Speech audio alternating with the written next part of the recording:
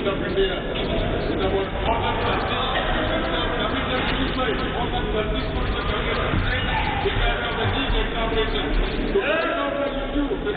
Take your seat. माननीय सदस्यगण, corona virus से उत्पन्न वैश्विक महामारी का यह तीसरा वर्ष है। इस दौरान हमने भारत के लोगों की लोकतांत्रिक मूल्यों में अगाध आस्था, अनुशासन और कर्तव्यपरायणता को और मजबूत होते देखा है। आज जब भारत अपनी आज़ादी के 75 वर्ष पर अमृत महोत्सव मना रहा है, तब प्रत्येक भारतवासी की यह संकल्प शक्ति भारत के उज्जवल भविष्य के लिए असीम विश्वास पैदा करती है। इसी विश्वास के साथ मैं संसद भवन के इस ऐतिहासिक सेंट्रल हॉल से प्रत्येक भारतवासी का अभिनंदन करता हूं। मैं आज संसद के इस समवेत सत्र में देश के उन लाखों स्वाधीनता सेनानियों को नमन करता हूं, जिन्होंने अपने कर्तव्यों को सर्वोच्च प्राथमिकता दी और भारत को उसके अधिकार दिलाए। आज़ादी के इन 75 वर्षों में देश की विकास यात्रा में अपना योगदान देने वाले सभी महानुभावों का भी मैं श्रद्धापूर्वक स्मरण करता हूँ। अमृत महोत्सव के इस कालखंड में देश की महान विभूतियों से जुड़े विशेष अवसर भी सभी देशवासियों को प्रेरणा दे रहे हैं। गुरु तेग बहादुर जी का 400वां प्रकाश वर्ष पर्व, श्री अरविंदो की 150वीं जन्म जयंती, V.O. चिदम्बरम पिल्लई का 150वां जन्म वर्ष और नेताजी सुभाष चंद्र बोस की 125वीं जन्म जयंती जैसे पुण्य अवसरों को मेरी सरकार पूरी भव्यता के साथ मना रही है। सरकार ने इस वर्ष से गणतंत्र दिवस समारोह को नेताजी की जयंती पर 23 जनवरी से ही मनाने की शुरुआत की है। मेरी सरकार मानती है कि अतीत को याद रखना तथा उससे सीख लेना देश के सुरक्षित भविष्य के लिए बहुत ही जरूरी है। साहिबजादों के बलिदान की स्मृति में 26 दिसंबर को वीर बाल दिवस की घोषणा एवं 14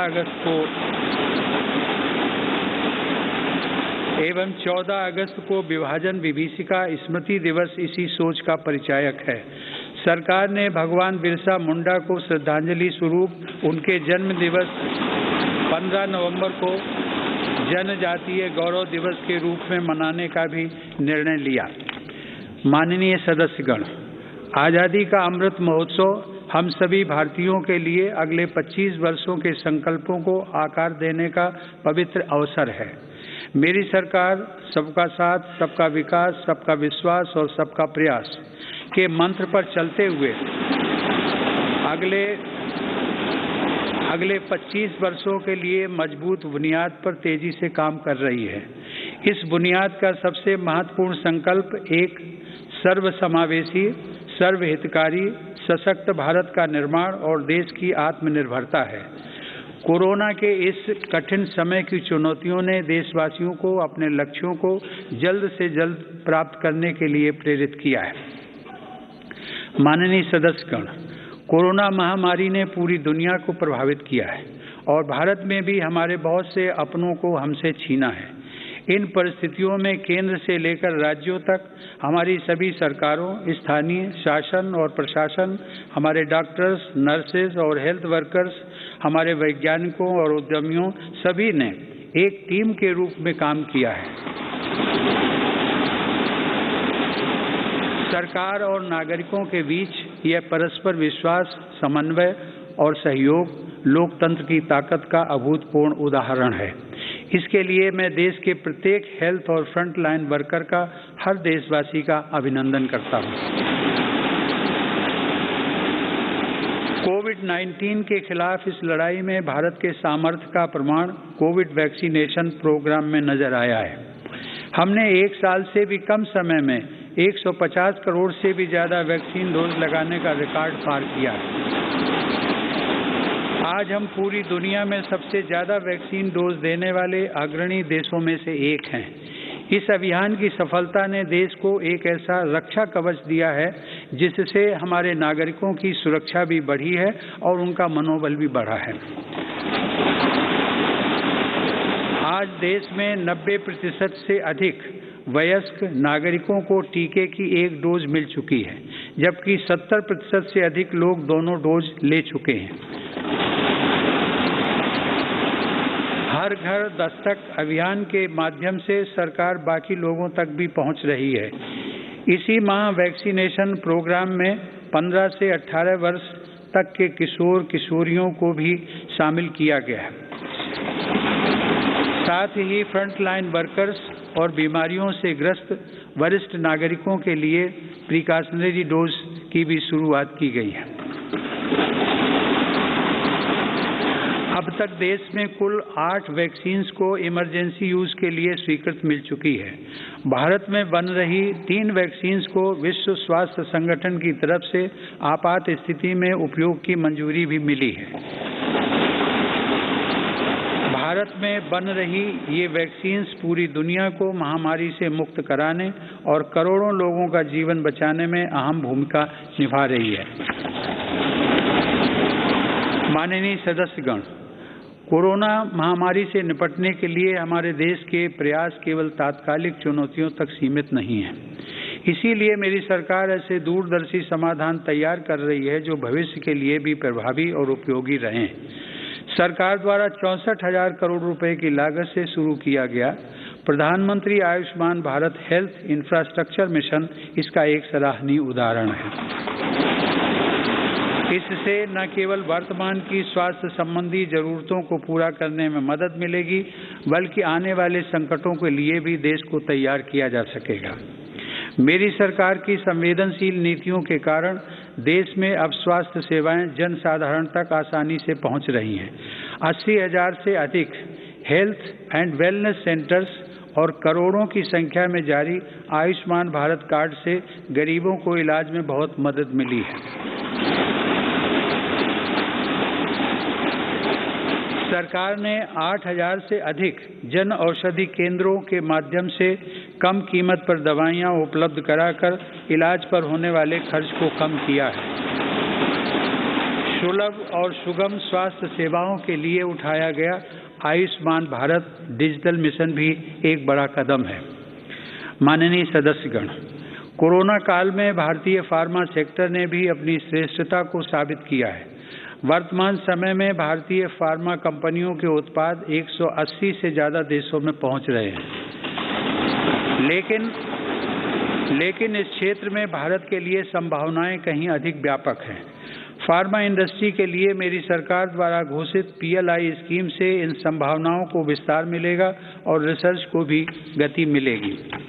सरकार द्वारा किए गए प्रयासों के परिणाम स्वरूप योग, आयुर्वेद एवं पारंपरिक चिकित्सा पद्धतियों की लोकप्रियता लगातार बढ़ रही है।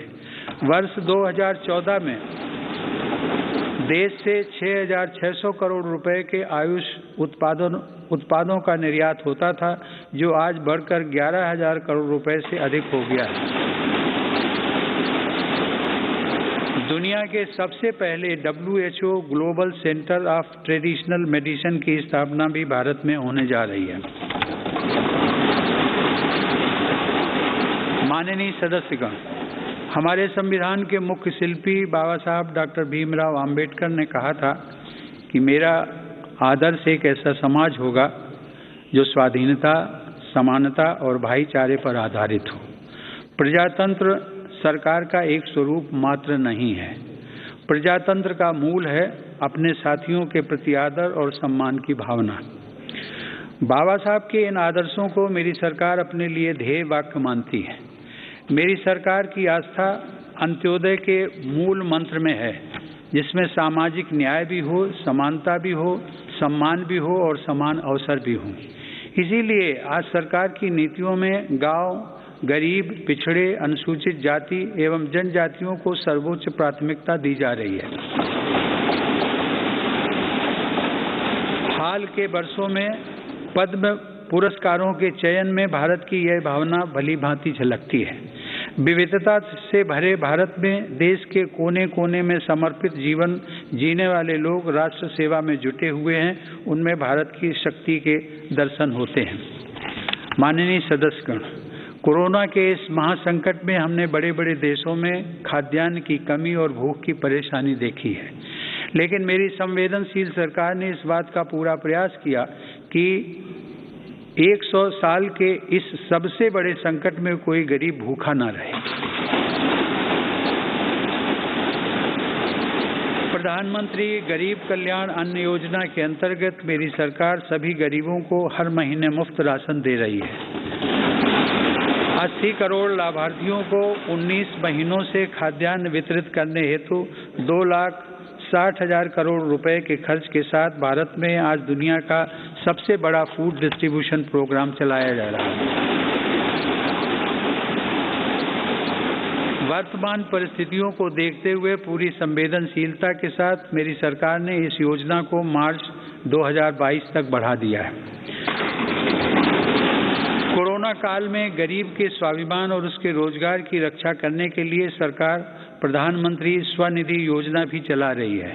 यह योजना हमारे रेहड़ी पटरी वाले भाइयों बहनों के लिए बहुत सहायक सिद्ध हो रही है। इस योजना के तहत अब तक 28 लाख रेहड़ी पटरी वालों को 2900 करोड़ रुपए से ज्यादा की धनराशि जारी की गई। सरकार अब इन स्ट्रीट वेंडर्स को ऑनलाइन फूड डिलीवरी करने वाली कंपनियों के साथ भी जोड़ रही है। श्रमिकों के हितों की रक्षा के लिए सरकार ने ई-श्रम पोर्टल भी शुरू किया है, जिससे अब तक 23 करोड़ से अधिक श्रमिक जुड़ चुके हैं। जनधन आधार मोबाइल अर्थात जैम ट्रिनिटी को मेरी सरकार ने जिस तरह नागरिक सशक्तिकरण से जोड़ा है, उसका प्रभाव भी हम लगातार देख रहे हैं। 44 करोड़ से अधिक गरीब देशवासियों के बैंकिंग सिस्टम से जुड़ने के कारण महामारी के दौरान करोड़ों लाभार्थियों को सीधे कैश ट्रांसफर का लाभ मिला है। डिजिटल इंडिया और डिजिटल इकोनॉमी के बढ़ते प्रसार के संदर्भ में देश के यूपीआई प्लेटफॉर्म की सफलता के लिए भी मैं सरकार के विजन की प्रशंसा करूंगा। दिसंबर 2021 में देश में 8 लाख करोड़ रुपए से ज्यादा का लेन देन यूपीआई के माध्यम से हुआ है। यह इस बात का उदाहरण है कि हमारे देश में जन सामान्य द्वारा बदलाव और तकनीक को बहुत तेजी से अपनाया जा रहा है। माननीय सदस्यगण, मेरी सरकार मूलभूत सुविधाओं को गरीब के सशक्तिकरण और गरीब की गरिमा बढ़ाने का माध्यम मानती है। पिछले वर्षों के अनवरत प्रयासों से प्रधानमंत्री आवास योजना में अब तक 2 करोड़ से अधिक पक्के घर गरीबों को मिल चुके हैं। प्रधानमंत्री आवास योजना ग्रामीण के तहत गत 3 वर्षों में करीब 1.5 लाख करोड़ रुपए की लागत से 1 करोड़ 17 लाख घर स्वीकृत किए गए। हर घर जल पहुंचाने के उद्देश्य से शुरू किए गए जल जीवन मिशन ने लोगों के जीवन में बड़ा बदलाव लाना शुरू कर दिया है। महामारी की बाधाओं के बावजूद करीब 6 करोड़ ग्रामीण घरों को पेयजल के कनेक्शन से जोड़ा गया है। इसका बहुत बड़ा लाभ हमारे गांव की महिलाओं, बहनों, बेटियों को हुआ है। ग्रामीण क्षेत्रों में लोगों को उनकी संपत्ति के दस्तावेज देने के लिए शुरू की गई स्वामित्व योजना भी एक असाधारण प्रयास है। इस योजना के तहत अब तक 27,000 गाँव में 40 लाख से अधिक प्रॉपर्टी कार्ड दिए जा चुके हैं। ये प्रॉपर्टी कार्ड न केवल विवादों को रोकने में सहायक हैं, बल्कि गांव के लोगों को बैंकों से मदद मिलना भी आसान हो रहा है। माननीय सदस्यगण, मेरी सरकार ग्रामीण अर्थव्यवस्था और देश के किसानों को सशक्त बनाने के लिए निरंतर काम कर रही है। वैश्विक महामारी के बावजूद साल 2020-21 में हमारे किसानों ने 30 करोड़ टन से अधिक खाद्यान्न और 33 करोड़ टन से अधिक बागवानी उत्पादों की पैदावार की। सरकार ने रिकॉर्ड उत्पादन को ध्यान में रखते हुए रिकॉर्ड सरकारी खरीद की है। रबी की फसल के दौरान 433 लाख मीट्रिक टन गेहूं की खरीद की गई, जिससे लगभग 50 लाख किसानों को सीधा फायदा पहुंचा है। खरीफ की फसल के दौरान रिकॉर्ड लगभग 900 लाख मीट्रिक टन धान की खरीद की गई, जिससे 1 करोड़ 30 लाख किसान लाभान्वित हुए। सरकार के प्रयासों से देश का कृषि निर्यात भी रिकॉर्ड स्तर पर बढ़ा है। वर्ष 2020-21 में कृषि निर्यात में 25% से अधिक की वृद्धि दर्ज की गई। यह निर्यात लगभग 3 लाख करोड़ रुपए पहुंच गया है। हॉर्टिकल्चर और शहद उत्पादन भी किसानों के लिए आमदनी के नए स्रोतों और बाजार तक उनकी बढ़ती पहुंच के महत्वपूर्ण माध्यम हैं। शहद उत्पादन को प्रोत्साहन देने से वर्ष 2020-21 में देश का शहद उत्पादन 1,25,000 मीट्रिक टन तक पहुंच गया है, जो कि 2014-15 की तुलना में करीब 55% ज़्यादा है। 2014-15 की तुलना में शहद की निर्यात मात्रा में भी 102% से ज़्यादा की वृद्धि दर्ज की गई है। किसानों को उनकी फसल के अधिक दाम मिले, इसके लिए उनके उत्पादों का सही बाजार तक पहुंचना जरूरी होता है। इस दिशा में सरकार ने किसान रेल सेवा शुरू करते हुए किसानों के लिए खुशहाली के नए रास्ते खोलने का काम किया है। कोरोना काल में भारतीय रेल ने सब्जियों, फलों तथा दूध जैसी जल्दी खराब होने वाली खाद्य सामग्री के परिवहन के लिए 150 से अधिक मार्गों पर 1900 से ज़्यादा किसान रेल चलाई और करीब 6 लाख मीट्रिक टन कृषि उत्पादों की ढुलाई की। यह इस बात का उदाहरण है कि अगर सोच नई हो तो पुराने संसाधनों से भी नए रास्ते बनाए जा सकते हैं। माननीय सदस्यगण, कृषि क्षेत्र में देश की सतत सफलता और बढ़ते सामर्थ्य का सबसे बड़ा श्रेय मैं देश के छोटे किसानों को देना चाहता हूँ। देश के 80% किसान छोटे किसान ही हैं, जिनके हितों को मेरी सरकार ने हमेशा केंद्र में रखा है। प्रधानमंत्री किसान सम्मान निधि के माध्यम से 11 करोड़ से अधिक किसान परिवारों को 1,80,000 करोड़ रुपए दिए गए। इस निवेश से कृषि क्षेत्र में आज बड़े बदलाव दिखाई दे रहे हैं। फसल बीमा योजना में नए बदलावों का लाभ भी देश के छोटे किसानों को हुआ है। इन बदलावों के बाद से अब तक 8 करोड़ से अधिक किसानों को मुआवजा के तौर पर 1 लाख करोड़ रुपए से ज़्यादा की राशि दी जा चुकी है। खेतों के नज़दीक जरूरी इंफ्रास्ट्रक्चर को विकसित करने के लिए भी मेरी सरकार अभूतपूर्व स्तर पर निवेश कर रही है। 1 लाख करोड़ रुपए के कृषि इंफ्रास्ट्रक्चर फंड के अंतर्गत हजारों परियोजनाओं को मंजूरी दी गई है। मेरी सरकार ने खाद्य तेल में आत्मनिर्भरता को ध्यान में रखते हुए 11,000 करोड़ रुपए की लागत से national mission on edible oil palm की शुरुआत भी की है। सरकार ऑर्गेनिक खेती, प्राकृतिक खेती और क्रॉप डाइवर्सिफिकेशन जैसे विशेष प्रयास भी कर रही है।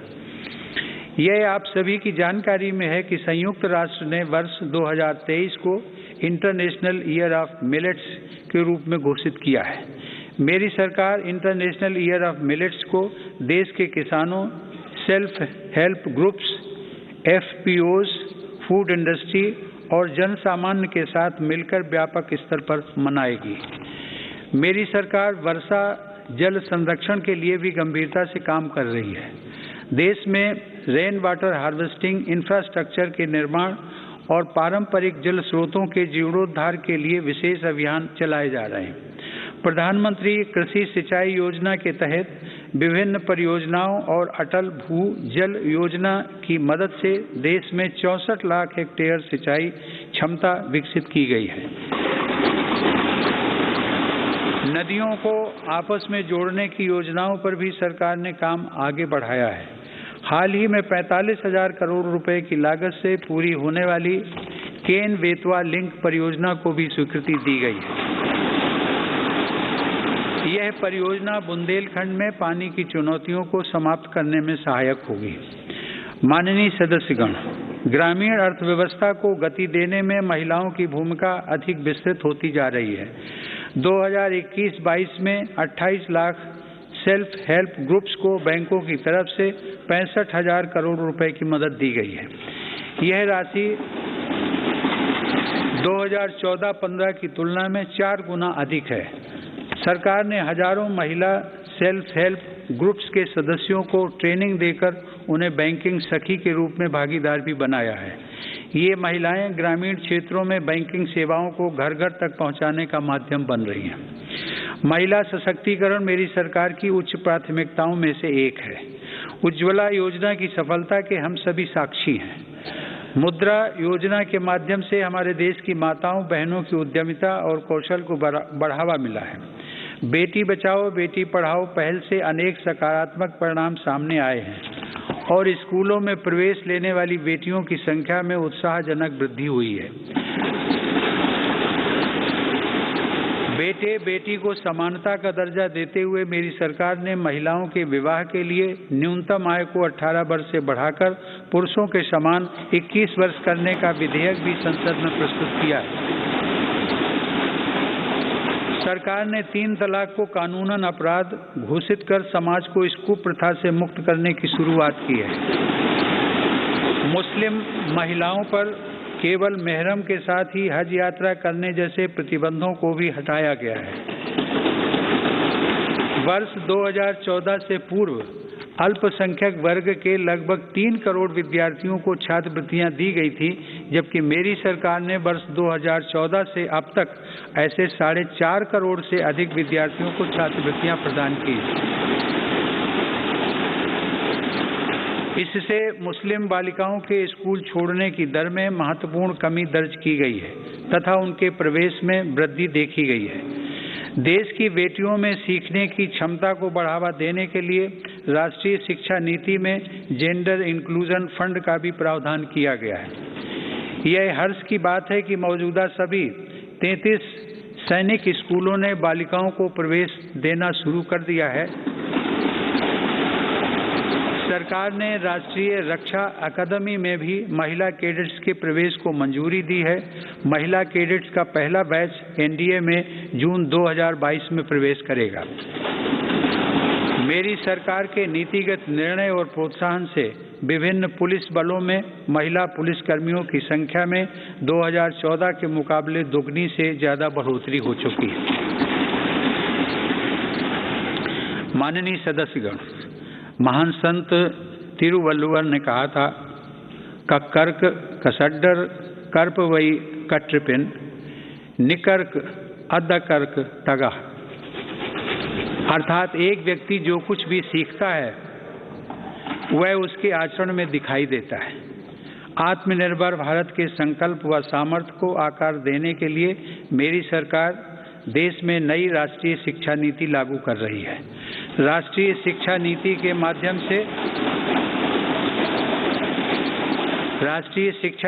माध्यम से स्थानीय भाषाओं को भी प्रोत्साहित किया जा रहा है। स्नातक पाठ्यक्रमों की महत्वपूर्ण प्रवेश परीक्षाएं भारतीय भाषाओं में भी संचालित करने पर जोर दिया जा रहा है। इस वर्ष 10 राज्यों के 19 इंजीनियरिंग कॉलेजों में 6 भारतीय भाषाओं में पढ़ाई शुरू हो रही है। स्किल इंडिया मिशन के तहत ITI, जन शिक्षण संस्थान और प्रधानमंत्री कौशल केंद्रों के जरिए पूरे देश में 2.25 करोड़ से अधिक युवाओं का कौशल विकास हुआ है। स्किल को उच्च शिक्षा के साथ जोड़ने के लिए UGC के नियमों में कई बदलाव भी किए गए हैं। कोरोना से लड़ाई के लिए स्किल इंडिया मिशन के तहत हेल्थ केयर से जुड़े 6 विशेष प्रशिक्षण कार्यक्रम शुरू किए गए। इनसे हेल्थ केयर सेक्टर को मदद मिल रही है। सरकार द्वारा जनजातीय युवाओं की शिक्षा के लिए हर आदिवासी बहुल ब्लॉक तथा एकलव्य आवासीय मॉडल स्कूल के विस्तार का काम किया जा रहा है। ये स्कूल लगभग 3.5 लाख जनजातीय युवाओं को सशक्त बनाएंगे। माननीय सदस्यगण, टोक्यो ओलंपिक के दौरान हम सभी ने भारत की युवा शक्ति की क्षमताओं को देखा है। इस अंतर्राष्ट्रीय प्रतिस्पर्धा में अब तक का बेहतरीन प्रदर्शन करते हुए भारत ने 7 मेडल जीते। टोक्यो पैरा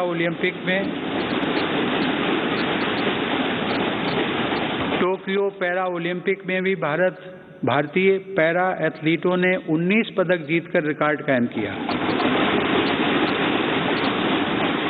ओलंपिक प्रतिस्पर्धाओं तथा खेलकूद में भारत की उपस्थिति मजबूत करने के लिए केंद्र सरकार, राज्य सरकारों के साथ मिलकर देश में सैकड़ों खेलो इंडिया केंद्र स्थापित कर रही है।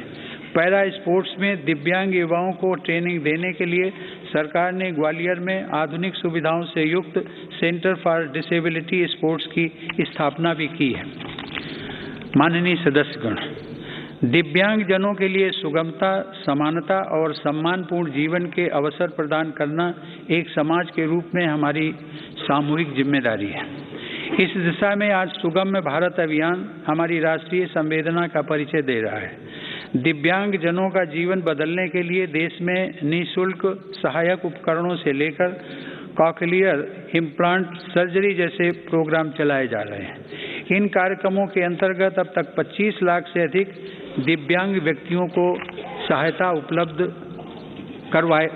उपकरण उपलब्ध करवाए गए और करीब 4000 सफल कॉकलियर इम्प्लांट किए गए। इन्हीं प्रयासों को आगे बढ़ाते हुए सरकार ने मध्य प्रदेश में national institute of mental health rehabilitation की स्थापना भी की है। दिव्यांग युवाओं के भविष्य के लिए 10,000 शब्दों की इंडियन साइन लैंग्वेज डिक्शनरी भी बनाई गई है। माननीय सदस्यगण, हमारा स्टार्टअप इकोसिस्टम हमारे युवाओं के नेतृत्व में तेजी से आकार ले रही अनंत नई संभावनाओं का उदाहरण है। वर्ष 2016 से हमारे देश में 56 अलग अलग सेक्टर्स में 60,000 नए स्टार्टअप्स बने हैं। इन स्टार्टअप्स के जरिए 6 लाख से अधिक रोजगारों का सृजन हुआ है।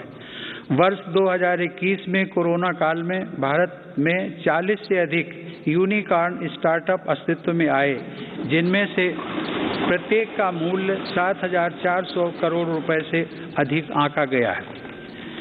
मेरी सरकार की नीतियों की वजह से आज भारत उन देशों में है जहां इंटरनेट की कीमत सबसे कम है तथा स्मार्टफोन की कीमत भी सबसे कम है। इसका बहुत बड़ा लाभ भारत की नौजवान पीढ़ी को मिल रहा है। भारत 5G मोबाइल कनेक्टिविटी पर भी तेजी से काम कर रहा है, जिससे अनेक नई संभावनाओं के द्वार खुलेंगे। सेमीकंडक्टर को लेकर भारत के प्रयासों का बहुत बड़ा लाभ हमारे स्टार्टअप इकोसिस्टम को होगा। भारत के युवाओं को तेजी से बदलती टेक्नोलॉजी का लाभ मिले, इसके लिए भी सरकार ने अनेक नीतिगत निर्णय लिए हैं। कई नए सेक्टरों में प्रवेश के द्वार खोले। सरकार ने startups intellectual property protection program के माध्यम से पेटेंट और ट्रेडमार्क से जुड़ी प्रक्रियाओं को आसान बनाया है, उन्हें नई गति दी है। इसी का परिणाम है कि इस वित्त वर्ष में पेटेंट के लिए लगभग 6,000 और ट्रेडमार्क के लिए 20,000 से ज़्यादा आवेदन किए गए हैं। माननीय सदस्यगण, मेरी सरकार के निरंतर प्रयासों से भारत एक बार फिर विश्व की सर्वाधिक तेजी से विकसित हो रही अर्थव्यवस्थाओं में से एक बन गया है।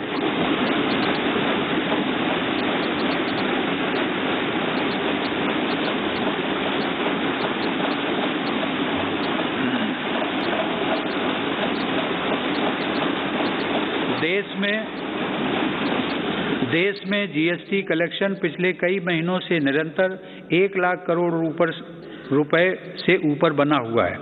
इस वित्त वर्ष के पहले 7 महीनों में 48 बिलियन डॉलर का विदेशी निवेश आना इस बात का प्रमाण है कि अंतर्राष्ट्रीय निवेशक भारत के विकास को लेकर बहुत आश्वस्त हैं। भारत का विदेशी मुद्रा भंडार भी इस समय 630 बिलियन डॉलर से ऊपर है। हमारा निर्यात भी तेजी से बढ़ रहा है और पिछले रिकॉर्ड टूट रहे हैं। 2021 में अप्रैल से दिसंबर के दौरान भारत का गुड्स निर्यात लगभग 300 बिलियन डॉलर यानी 22 लाख करोड़ रुपए से अधिक रहा है, जो कि 2020 की इसी अवधि की तुलना में 1.5 गुना ज़्यादा है। मेरी सरकार ने मैन्युफैक्चरिंग सेक्टर में मौजूद संभावनाओं को साकार करने और युवाओं को नए अवसर देने के लिए 1,97,000 करोड़ रुपए से ज़्यादा के निवेश से 14 महत्वपूर्ण PLI स्कीम्स शुरू की हैं। ये PLI स्कीम्स न केवल भारत को ग्लोबल मैन्युफैक्चरिंग हब के रूप में स्थापित करने में मदद करेंगी, बल्कि रोजगार के 60 लाख से अधिक अवसर भी उपलब्ध कराएंगे। देश में मोबाइल उत्पादन की सफलता मेक इन इंडिया का एक बड़ा उदाहरण है। आज भारत विश्व में दूसरा सबसे बड़ा मोबाइल फोन निर्माता बनकर उभरा है। इससे भारत के लाखों युवाओं को रोजगार भी मिला है। हमारा देश इलेक्ट्रॉनिक और टेक्नोलॉजी हार्डवेयर के क्षेत्र में ग्लोबल लीडर बने, इसके लिए सरकार ने सिलिकॉन और compound semiconductor fabrication, display, FAB, chip design और इनसे जुड़े वेंचर्स के लिए हाल ही में 76,000 करोड़ रुपए का पैकेज भी घोषित किया है। मेरी सरकार नए क्षेत्रों के साथ साथ उन पारंपरिक क्षेत्रों में भी देश की स्थिति को पुनः मजबूत बना रही है जिनमें हमारे पास सैकड़ों वर्षों का अनुभव है। इसी दिशा में मेरी सरकार द्वारा वस्त्र उद्योग के विकास के लिए करीब 4,500 करोड़ रुपए के निवेश से 7 मेगा इंटीग्रेटेड टेक्सटाइल रीजन और अपैरल पार्क बनाए जा रहे हैं। इससे देश में इंटीग्रेटेड टेक्सटाइल वैल्यू चेन तैयार होगी। ये मेगा टेक्सटाइल पार्क्स भारतीय तथा विदेशी निवेशकों को भी आकर्षित करेंगे और रोजगार के लाखों नए अवसर पैदा करेंगे।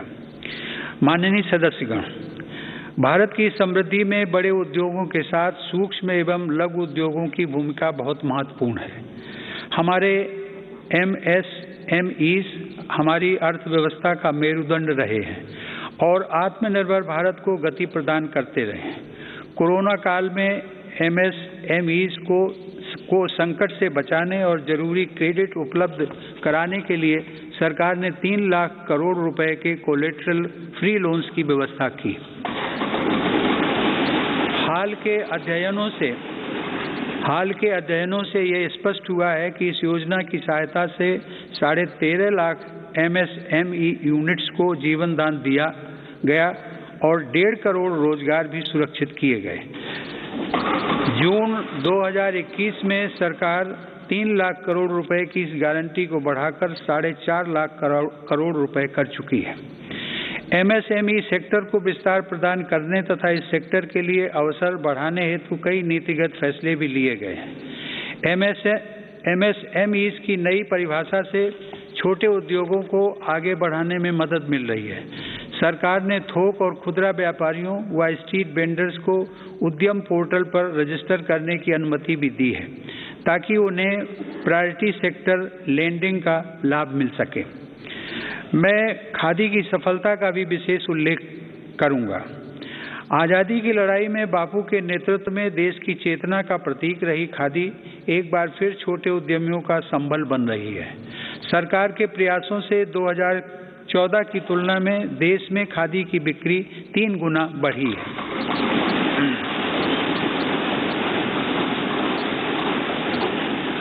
माननीय सदस्यगण, किसी भी देश के विकास का आधार वहाँ का इंफ्रास्ट्रक्चर होता है। मेरी सरकार की दृष्टि में इंफ्रास्ट्रक्चर सामाजिक असमानता को पाटने वाला सेतु भी है। इंफ्रास्ट्रक्चर पर होने वाले निवेश से न केवल लाखों नए रोजगार पैदा होते हैं बल्कि इसका एक गुणात्मक प्रभाव भी होता है। इससे व्यापार करना सुगम होता है, परिवहन की गति बढ़ती है और हर सेक्टर में आर्थिक गतिविधियों में वृद्धि होती है। मेरी सरकार ने इंफ्रास्ट्रक्चर विकास के कार्यों को और अधिक गति प्रदान करने के लिए अलग अलग मंत्रालयों के कामकाज को प्रधानमंत्री गति शक्ति राष्ट्रीय मास्टर प्लान के रूप में एक साथ जोड़ा है। यह प्लान भारत में मल्टी मॉडल ट्रांसपोर्ट के एक नए युग का प्रारंभ करने जा रहा है। भविष्य के भारत में रेलवेज, हाईवेज और एयरवेज अलग अलग और अलग थलग इंफ्रास्ट्रक्चर नहीं होंगे बल्कि एक देश के एकजुट संसाधन के तौर पर काम करेंगे। ग्रामीण क्षेत्रों में सड़कों, संसाधनों और इंफ्रास्ट्रक्चर के निर्माण से देश की उन संभावनाओं को उड़ान मिल रही है जो दशकों से उपेक्षित पड़ी थी। प्रधानमंत्री ग्राम सड़क योजना की उपलब्धियां गर्व करने योग्य हैं। वर्ष 2020-21 में ग्रामीण इलाकों में 100 किलोमीटर प्रतिदिन से अधिक की रफ्तार से 36,500 किलोमीटर सड़कें बनाई गई हैं और हजारों रिहायशी क्षेत्रों को ऑल वेदर रोड कनेक्टिविटी से जोड़ा गया है। आज देश के नेशनल हाईवेज भी पूरब से पश्चिम और उत्तर से दक्षिण पूरे देश को एक साथ जोड़ रहे हैं। मार्च 2014 में हमारे देश में राष्ट्रीय राजमार्गों की कुल लंबाई 90,000 किलोमीटर थी, जबकि आज उनकी लंबाई बढ़कर 1,40,000 किलोमीटर से अधिक हो गई है। भारतमाला परियोजना के अंतर्गत लगभग 6 लाख करोड़ रुपए की लागत से 20,000 किलोमीटर से अधिक लंबाई के राजमार्गों पर काम किया जा रहा है। इनमें 23 ग्रीन एक्सप्रेसवेज और ग्रीन फील्ड कॉरिडोर्स का विकास भी शामिल है। दिल्ली मुंबई एक्सप्रेस वे भी पूरा होने के करीब है, जो कि भारत का सबसे लंबा और सबसे तेज एक्सप्रेस वे होगा। मेरी सरकार को पंढरपुर तीर्थ को जोड़ने वाले संत ज्ञानेश्वर मार्ग और संत तुकाराम पालकी मार्ग के चौड़ीकरण का काम शुरू करने का सौभाग्य भी मिला है। देश में आधुनिक इंफ्रास्ट्रक्चर के विकास से आज जहां एक ओर विकास के नए रास्ते खुल रहे हैं, तो वहीं दूसरी ओर इससे देश की सुरक्षा को भी नई ताकत मिल रही है। बॉर्डर रोड्स ऑर्गेनाइजेशन (BRO) ने लद्दाख में उमलिंग ला दर्रा पर 19,000 फीट की ऊंचाई पर विश्व की सबसे ऊंची परिवहन योग्य सड़क का निर्माण किया है। लद्दाख के डेमचोक, उत्तराखंड के जोलिंगकोंग और अरुणाचल प्रदेश के हुरी जैसे सर्वाधिक दूरस्थ गांवों को भी आधुनिक सड़कों से जोड़ा गया है। मेरी सरकार भारतीय रेलवे का भी तेज गति से आधुनिकीकरण कर रही है। नई वंदे भारत ट्रेनें तथा नए विस्टाडोम कोच भारतीय रेल की आभा में वृद्धि कर रहे हैं। बीते 7 वर्षों में 24,000 किलोमीटर रेलवे रूट का विद्युतीकरण हुआ है। नई रेलवे लाइंस बिछाने और दोहरीकरण का काम भी तेज गति से जारी है। गुजरात में गांधीनगर रेलवे स्टेशन और मध्य प्रदेश में रानी कमलापति रेलवे स्टेशन आज आधुनिक भारत की नई तस्वीर के रूप में सामने आए। कश्मीर में चिनाब नदी पर निर्मित हो रहा रेलवे आर्च ब्रिज आकर्षण का केंद्र बन रहा है। मेरी सरकार ने गरीब और मध्यम वर्ग का जीवन आसान बनाने के लिए पब्लिक ट्रांसपोर्ट की सुविधा बढ़ाने में भी असाधारण काम किया है। देश में 11 नई मेट्रो लाइंस पर सेवाएं शुरू की गई हैं, जिनका लाभ 8 राज्यों में लाखों लोगों को हर दिन मिल रहा है। भारत आज दुनिया के 4 सबसे बड़े ड्राइवरलेस ट्रेन नेटवर्क वाले देशों में भी शामिल हो गया है। हमने देश में इंडिजिनस ऑटोमेटिक ट्रेन सिस्टम भी विकसित किया है, जो कि मेक इन इंडिया की बढ़ती क्षमता का प्रतीक है। सरकार ने देश में 21 ग्रीन फील्ड एयरपोर्ट्स के निर्माण के लिए भी मंजूरी दी है। इनमें से देश का सबसे बड़ा एयरपोर्ट उत्तर प्रदेश के गौतम बुद्ध नगर जिले में बन रहा है। देश के महत्वपूर्ण कारोबारी क्षेत्रों को बंदरगाहों से जोड़ने के लिए सागरमाला कार्यक्रम के अंतर्गत 80 से अधिक कनेक्टिविटी परियोजनाओं पर भी काम हो रहा है। अब तक 24 राज्यों में 5 मौजूदा राष्ट्रीय जलमार्गों और 106 नए जलमार्गों सहित कुल 111 जलमार्गों को राष्ट्रीय जलमार्ग घोषित किया गया है। इनमें से 23 जलमार्गों के जरिए माल परिवहन भी हो सकेगा। आधुनिक इंफ्रास्ट्रक्चर की दिशा में सरकार द्वारा 27,000 सर्किट किलोमीटर से ज़्यादा ट्रांसमिशन लाइन्स भी बिछाई गई हैं। माननीय सदस्यगण, बीते समय में हमने देश में आत्मनिर्भर भारत के नए संकल्प को ठोस आकार लेते देखा है। इस संकल्प को रिफॉर्म्स की ऊर्जा से तेज गति प्राप्त हो रही है।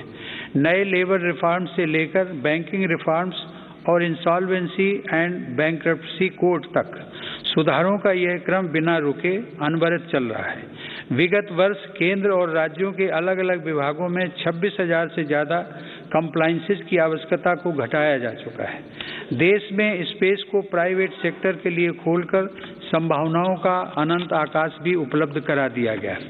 पिछले साल भारत की अंतरिक्ष क्षमताओं को बढ़ाने के लिए इन स्पेस का गठन किया जाना ऐसा ही एक प्रमुख कदम है। तेजी से विकसित हो रही ड्रोन टेक्नोलॉजी और इससे जुड़ी संभावनाओं को लेकर भी मेरी सरकार सजग और सक्रिय है। इस दिशा में सरकार ने सिंप्लीफाइड ड्रोन रूल्स 2021 को अधिसूचित किया है और ड्रोन व ड्रोन कलपुर्जों के देश में निर्माण के लिए PLI योजना भी शुरू की है। इससे देश को भविष्य की इस महत्वपूर्ण टेक्नोलॉजी में अपनी स्थिति को मजबूत बनाने में मदद मिलेगी। माननीय सदस्यगण, मेरी सरकार देश की सुरक्षा के लिए दृढ़ संकल्पित होकर काम कर रही है। सरकार की नीतियों की वजह से डिफेंस सेक्टर में, विशेषकर रक्षा उत्पादन में, देश की आत्मनिर्भरता लगातार बढ़ रही है। वर्ष 2020-21 में सैन्य बलों के आधुनिकीकरण के लिए जो भी स्वीकृतियां प्रदान की गईं, उनमें 87% उत्पादों में मेक इन इंडिया को प्राथमिकता दी गई।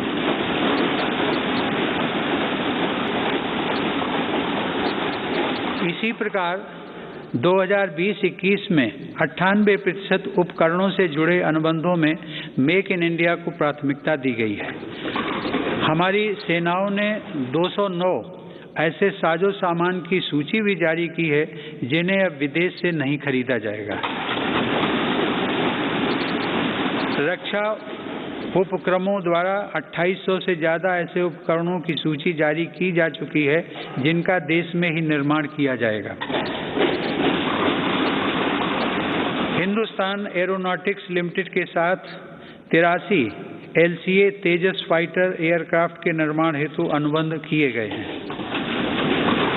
सरकार ने ऑर्डिनेंस फैक्ट्रियों को 7 डिफेंस PSUs का रूप देने के लिए महत्वपूर्ण कदम उठाए हैं। इसके अलावा रक्षा क्षेत्र में प्राइवेट सेक्टर और स्टार्टअप्स को तेजी से बढ़ावा देने के लिए भी सरकार प्रतिबद्ध है। हमारा लक्ष्य है कि हमारी सेनाओं की जरूरत का सामान भारत में विकसित हो तथा भारत में ही निर्मित हो। माननीय सदस्यगण, तेजी से उभरते वैश्विक परिवेश में भारत ने अपने राजनयिक संबंधों को बेहतर बनाते हुए अपनी स्थिति को मजबूत किया है। अगस्त 2021 में भारत ने संयुक्त राष्ट्र सुरक्षा परिषद की अध्यक्षता की और इस दौरान कई अभूतपूर्व निर्णय लिए गए। भारत की अध्यक्षता में ही सुरक्षा परिषद ने पहली बार समुद्री सुरक्षा के विषय पर अपने एजेंडा आइटम के अंतर्गत समग्र रूप से विचार विमर्श किया। संयुक्त राष्ट्र सुरक्षा परिषद ने इस विषय पर पहली बार एक प्रेसिडेंशियल स्टेटमेंट को सर्वसम्मति से अडॉप्ट भी किया। हमने अपने पड़ोसी देश अफगानिस्तान में अस्थिरता और नाजुक हालात को भी देखा है। भारत ने इन परिस्थितियों में मानवता को सर्वोपरि रखते हुए ऑपरेशन देवी शक्ति को संचालित किया। हमने अनेक चुनौतियों के बावजूद हमारे कई नागरिकों और कई अफगान हिंदू सिख अल्पसंख्यकों को काबुल से सफलतापूर्वक एयरलिफ्ट किया। हम उन कठिन हालात के बीच से पवित्र गुरु ग्रंथ साहिब के 2 स्वरूपों को भी सुरक्षित भारत लेकर आए। मानवता की दृष्टि से भारत अफगानिस्तान में मेडिकल सप्लाई और अनाज पहुंचाने में भी मदद कर रहा है। माननीय सदस्यगण, वर्तमान समय में जलवायु परिवर्तन पूरे विश्व के सामने बड़ी चुनौती है। भारत इस विषय पर एक जिम्मेदार वैश्विक आवाज बनकर उभरा है। COP26 शिखर सम्मेलन में मेरी सरकार ने घोषणा की है कि वर्ष 2030 तक भारत अपने कार्बन उत्सर्जन को 1 बिलियन टन से घटा देगा। भारत ने साल 2070 तक नेट जीरो उत्सर्जन वाली अर्थव्यवस्था का लक्ष्य भी रखा है। भारत ने विश्व समुदाय को साथ लेकर green grid initiative one sun one world one grid की पहल भी की है। यह global interconnected solar power grid का पहला अंतर्राष्ट्रीय नेटवर्क बन रहा है। पर्यावरण को लेकर हमारे बड़े लक्ष्य और साहसिक संकल्प प्रकृति के प्रति हमारी संवेदनशीलता को दर्शाते हैं। माननीय सदस्यगण, मेरी सरकार भारत की प्राचीन विरासत को संरक्षित, समृद्ध और सशक्त करना अपना दायित्व समझती है। यह गौरव की बात है कि धौलावीरा की हड़प्पा साइट और तेलंगाना स्थित 13वीं शताब्दी के काकतीय रुद्रेश्वर रामप्पा मंदिर को यूनेस्को विश्व धरोहर स्थल घोषित किया गया। प्रयागराज कुंभ मेले के बाद यूनेस्को की अमूर्त सांस्कृतिक विरासत सूची में कोलकाता की प्रतिष्ठित दुर्गा पूजा को भी शामिल किया गया। सरकार की यह भी प्राथमिकता रही है कि भारत की अमूल्य धरोहरों को देश में वापस लाया जाए। 100 वर्ष पूर्व भारत से चोरी हुई मां अन्नपूर्णा देवी की मूर्ति को वापस लाकर काशी विश्वनाथ मंदिर में स्थापित किया गया।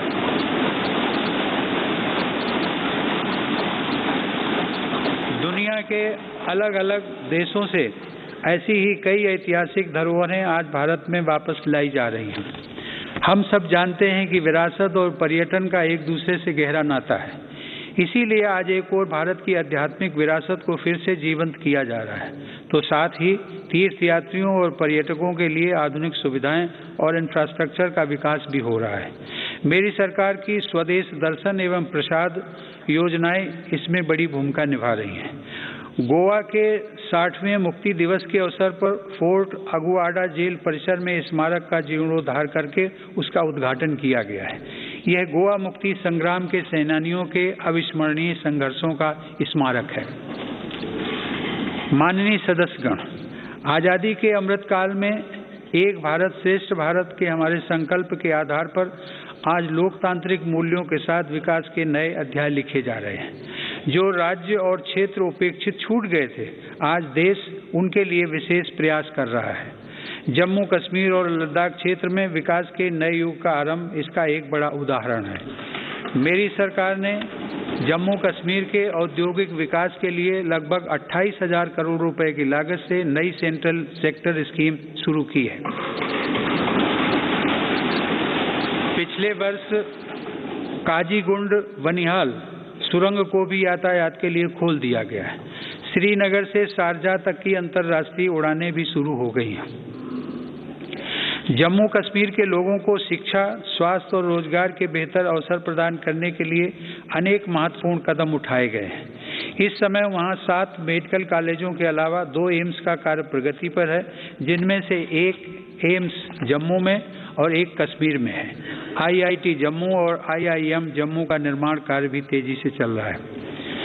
लद्दाख संघ राज्य क्षेत्र में इंफ्रास्ट्रक्चर और आर्थिक विकास को तेजी से आगे बढ़ाने के लिए सिंधु इंफ्रास्ट्रक्चर डेवलपमेंट कॉरपोरेशन की स्थापना की गई है।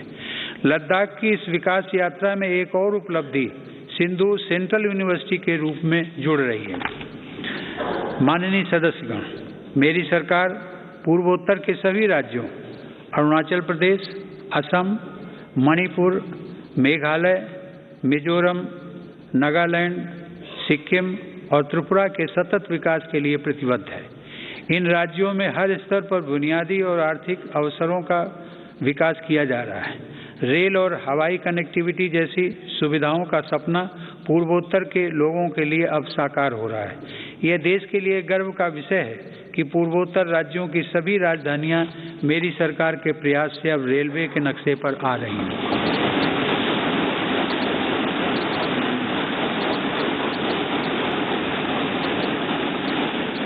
ईटानगर के होलोंगी में एक नए एयरपोर्ट की स्थापना की जा रही है।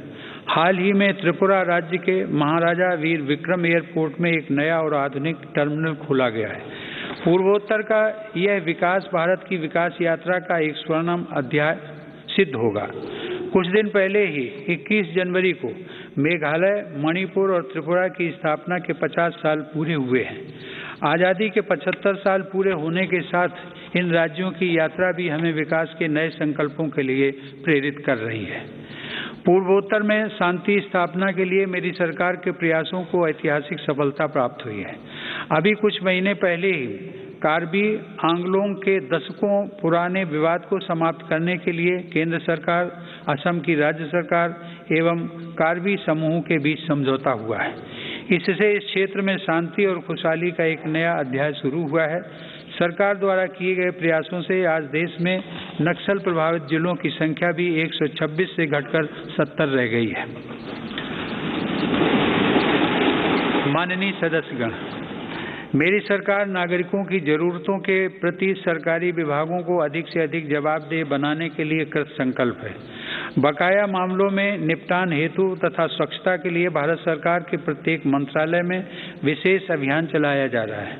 मिशन कर्मयोगी के अंतर्गत सिविल सर्वेंट्स की क्षमता बढ़ाने के लिए सरकार ने कैपेसिटी बिल्डिंग कमीशन की स्थापना की है। मिशन कर्मयोगी सिविल सर्वेंट्स के कैरियर में भी सहायक होगा और राष्ट्र निर्माण की नई जिम्मेदारियों के लिए उन्हें तैयार भी करेगा। न्याय प्राप्ति को सरल और सुगम बनाने के लिए भी देश में कई महत्वपूर्ण कदम उठाए जा रहे हैं। टेली लॉ प्रोग्राम के माध्यम से मुकदमों से पहले सलाह देने के लिए एक प्लेटफॉर्म का गठन किया गया है। विवादों के निपटारे में गति लाने के लिए मेरी सरकार ने राज्यसभा में मध्यस्थता विधेयक 2021 पेश किया है। माननीय सदस्यगण, आज देश की उपलब्धियां और सफलताएं देश के सामर्थ्य और संभावनाओं के समान ही असीम हैं। ये उपलब्धियां किसी एक संस्था या प्रतिष्ठान की नहीं हैं, बल्कि देश के कोटि कोटि नागरिकों की हैं। इनमें करोड़ों देशवासियों का श्रम और पसीना लगा है। ये सभी उपलब्धियां हमारे महत्वाकांक्षी लक्ष्यों की लंबी यात्रा में एक तरह से मील का पत्थर है और आगे बढ़ने के लिए हमारी प्रेरणाएं भी हैं। वर्ष 2047 में देश अपनी आज़ादी की शताब्दी पूरी करेगा। उस समय के भव्य, आधुनिक और विकसित भारत के लिए हमें आज कड़ी मेहनत करनी है। हमें अपने परिश्रम को पराकाष्ठा तक लेकर जाना है और यह सुनिश्चित करना है कि अंततः इसके लाभकारी परिणाम निकले। इसमें हम सबकी भागीदारी है और समान भागीदारी है। कोरोना काल में आप सभी सांसदों ने जिस तरह अपनी जिम्मेदारियों का निर्वहन किया और सभी सावधानियों का पालन करते हुए दोनों सदन संचालित हुए, मैं उसके लिए आप सभी की सराहना करता हूँ। आप सभी सांसदगण करोड़ों देशवासियों की आशाओं आकांक्षाओं के सारथी हैं। इसी भावना के साथ हमें आगे भी काम करते रहना है। मुझे पूरा विश्वास है कि हम सब मिलकर अपने महान भारतवर्ष को गौरव के शिखर तक लेकर जाएंगे। इसी भावना के साथ आप सभी का एक बार फिर से अभिनंदन। आप सभी का बहुत बहुत धन्यवाद। जय हिंद।